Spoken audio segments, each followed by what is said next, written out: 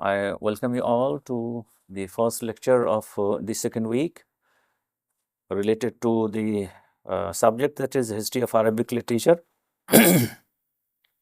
In the last lectures, we had talked about different aspects of Arabic language and literature in general parameters as to formulate sort of prolegomena or introduction. Now we'll be focusing on the pre-Islamic and early Islamic periods that constitutes the first classical period.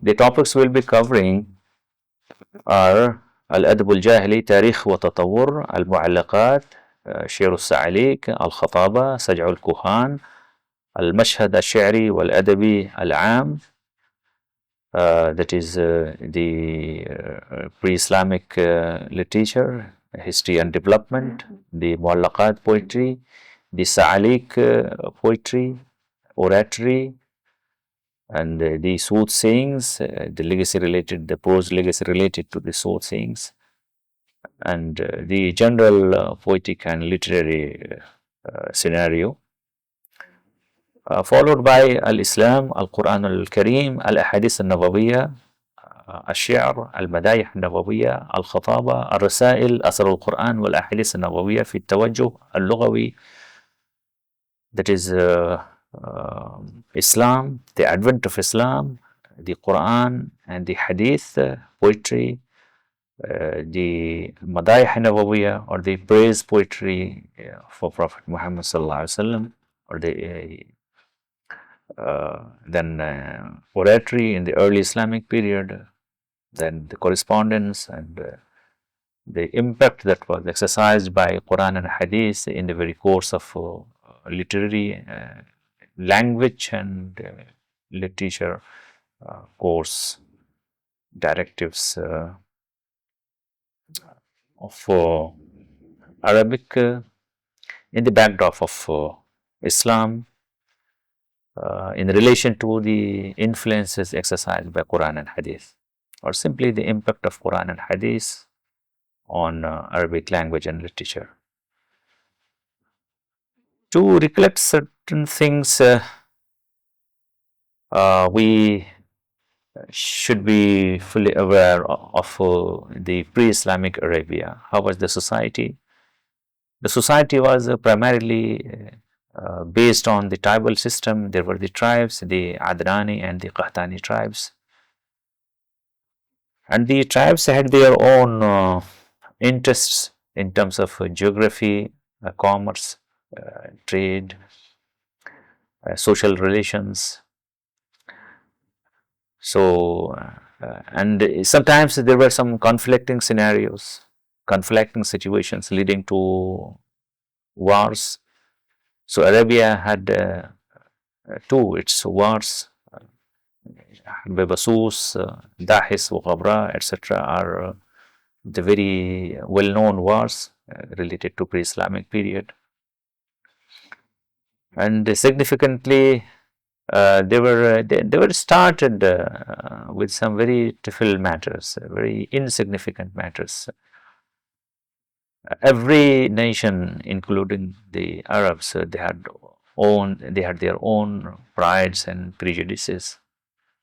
The sense of honor, which every nation aspires never to get them violated by any quarters, by any tribes, by the others. And in such a situation, the war becomes or might become inevitable. So, Dahas and Ghabra, it was primarily sort of the race, a camel race. But this camel race led to a war that was extended to several decades. And also Basus, it was something related to the honor. So, then the ethics, the Arabian ethics of Arabian peoples, they are known as the Jahiliya ethics, consisting of generosity and honesty, taking pride in honor, in good things, good values, standing for the tribe, standing for the family, that is defense of tribe, defense of the family, family norms. So these were the ethics. Some of them happen to be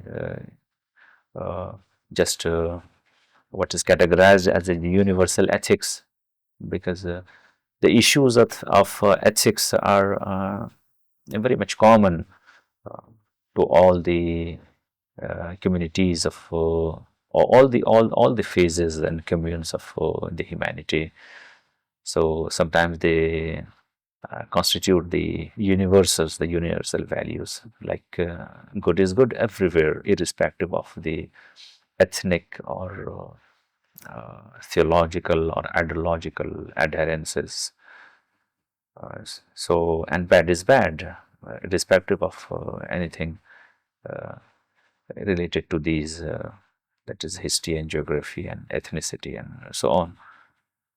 But sometimes there are certain societal norms, localized, purely localized, that play a significant role, hence make things a little bit sensitive.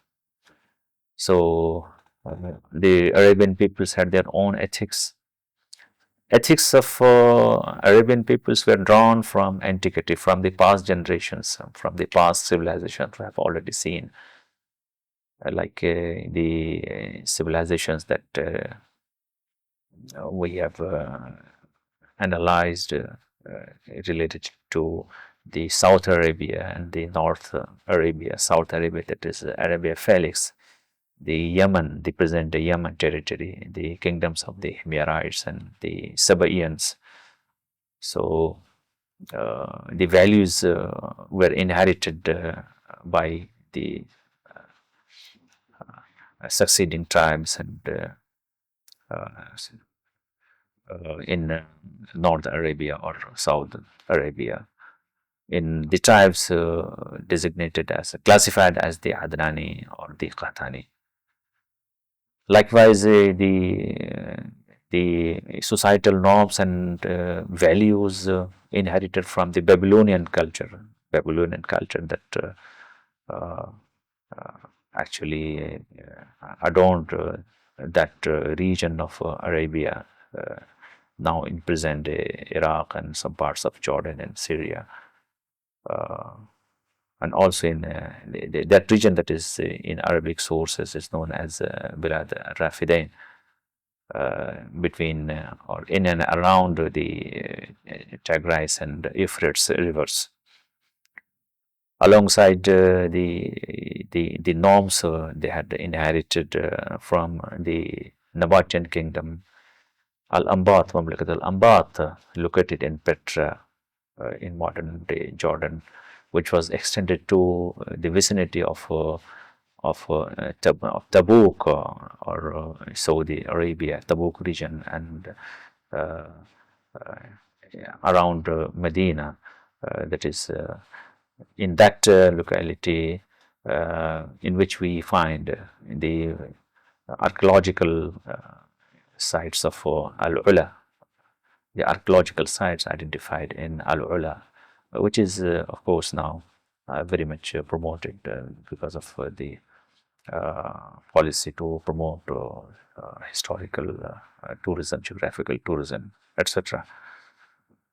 Alongside the cultural values originating from the Phoenician civilization, which was located in and around present-day Lebanon, extended to some other areas. Besides other entities, civilizational entities, as we find in Mamlakat Kinda and also Dawat al-Jandal. These two places have been associated with uh, Imrul Qais and some other figures, prominent figures in pre-Islamic Arabia. Then were the customs, the social customs, related to their daily life, the cultural life, cultural parameters, the ethics of war, or the regulations related to war, then tribal confederations also. So these things are to be kept in mind. The second significant thing is related to the pantheons, the Arab customs of the Arab values, concepts, thoughts, practices related to religion, what is designated as religion. Since the pre-Islamic Arabia did consist of some uh, remains of Abrahamic faith represented by Judaism and Christianity. Apart from that, the majority of we find that majority of the pre-Islamic peoples, pre-Islamic Arabia, they had their pantheons consisting of fetishism, totemism, and veneration of the dead, malevolent beings, cult images, etc. So it was not in this category. We find that it was not the monotheistic affiliation; rather, it was a polytheistic. Uh, in contrast to the Abrahamic faith represented by Judaism and Christianity. So, fetishism, totemism, and veneration of the dead, malevolent beings, cult images were there.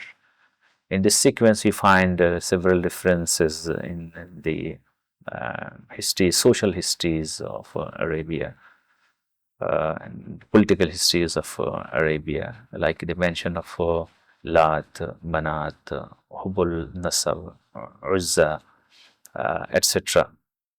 So these are the names of some deities the Arabian peoples they had worshipped.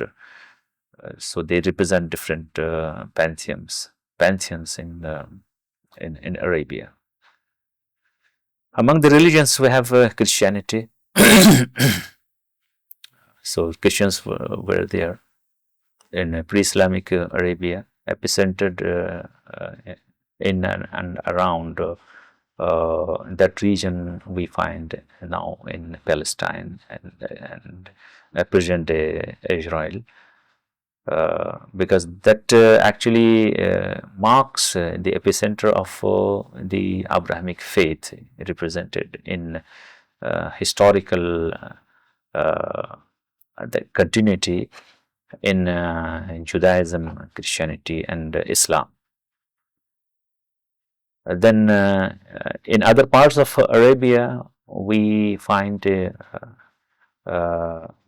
Christianity. Christianity was there, like Christians of Najran in the Najran area, and the Jews were present in and around Medina. There were the Sabi'ah, the Sabaeans, Sabi'ah, the star worshippers, the Sabi'ah of Iraq, as well as present day Turkey, in the region that is Diyarbakir, especially in and around Sanliurfa, Harran or Sanliurfa. There were the Sabians. Sometimes they are known as the Harranis. There were the Yazidis. They are still found. So these were different facets of religion in pre-Islamic Arabia. In the domain of politics, the first thing that strikes us the political confederation. There were the political confederations. So based on their primary lineage of blood, so that happened to be something significant. The alliances and confederations were related to that, were based on to that. That is what was their concept of origin, from where they originated, and their origins were the shared basis for tribal confederation and alliances. Besides other exigencies like what is warranted by strifes or wars, or some just uh, out of sudden situation that has emerged in society. So there were the tribal confederations. That tribal confederation was very much like the foundation on which rested the concepts of peace in Arab society, safety and security of the uh, caravans, the travelers. Otherwise, there were no assurances of being safe, either for the individuals or the caravans. So, in this context, we find that the concept of al-wila was based on the tribal confederation, and this was significant, especially in the relation to the pilgrimages, since Makkah was a very significant pilgrimage center in pre-Islamic Arabia, alongside the Temple of Awam in Ma'rib in Yemen. Uh, so it was necessary for the Arabian peoples, for the tribals to ensure safety and security of the of all the travelers and the caravan or the pilgrims who will be visiting these places. So in this background, we find that this tribal confederations sometimes loosely knitted, sometimes disturbed by uh, onslaughts of war or clashes dictated by sudden uh, preferences or the political expediency. So, although it was loosely knitted, but still it was seated within the Arab society and provided a basis for peace and security. In the Arabian society, pre-Islamic Arabian society, we have the concepts of aswaq or the markets. These aswaq as represented by uh, Okaz, Zulmajaz, Majna, as well as Arafat. These were centers of the places where people assembled annually, uh, or before that, periodically they assembled there. And there were epicenter of a hub of many activities, social activities, sometimes political activities, activities related to trade and commerce, alongside activities related to language and poetry and culture. And this is represented by, especially by the al muallaqat, because muallaqat were as primarily thought by the historians, contexted by the historians as the pieces of poetic creations that were byproduct of these assemblies in the aswaq, where there were the poetic deliberations, and there were some judgments. People gathered there. There were the judges, and they analyzed the things and passed their judgments regarding the place and the value of certain qasaid. And then these qasaid were hung in the walls of Kaaba as a sort of veneration. Hence, they were known as al-mu'allaqat, the uh, hung uh, poems, or sometimes they are known as al-muzahabat, that is the golden odes, because they were written in, as it has been said, they were written uh, that is gold, something like that. Al-muzahabat, also al-muzahabat, also they are known as al-mudahinat, and also as-sab'a tawal, that is seven long odes. The pilgrimages, Temple of Awam in Marib, Yemen, as well as the Holy Kaaba. the Holy Kaaba in Mecca itself, alongside.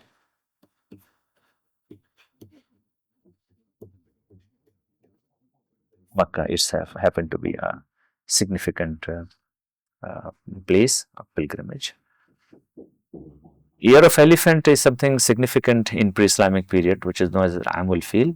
This is related to the invasion of the ruler of Habasha, Ethiopia, Abraha al-Ashram, in the year 570 to 571.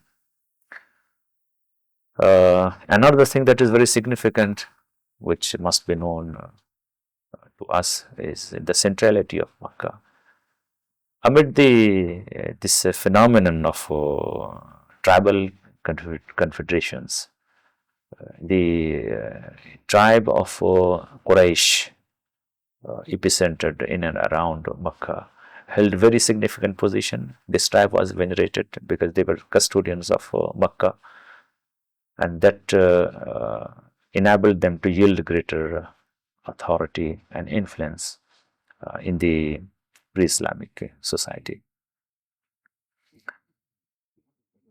The nomadic pastoral Bedouin tribes are represented over here. So as they lived in this region, Mahara over here, Kinda in this region, like Sana'a, Hamadan, Murad, Mu'afir.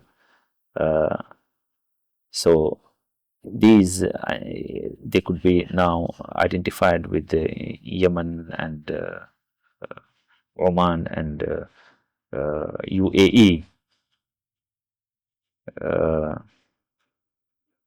Then Banu Hanifa, very significant tribe. Tai, very significant tribe. Kalb, again, very significant. Taghlib, Taghlib, among the Ghassanis over here. Ghatfan, Ghatfan, Asad, Kilab, Hawazin, Daus, Hilal, Juhayna, Balli, Udra, Juzam, Juzam, Bakr ibn Wa'il, Abdul Qais, Ka'b, Bahila, Numair, Abbas, Abbas وزبيان، نمير. القبائل اللخمية.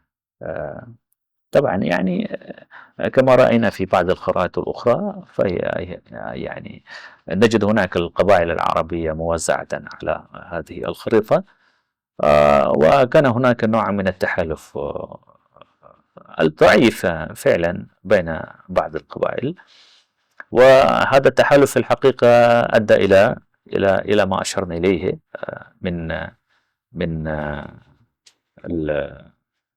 السلامة في سياق الوصول إلى إلى إلى مكة المكرمة، إلى الكعبة، وإلى المعابد إلى معابد في يعني قلب الجزيرة العربية، منها معبد عوام.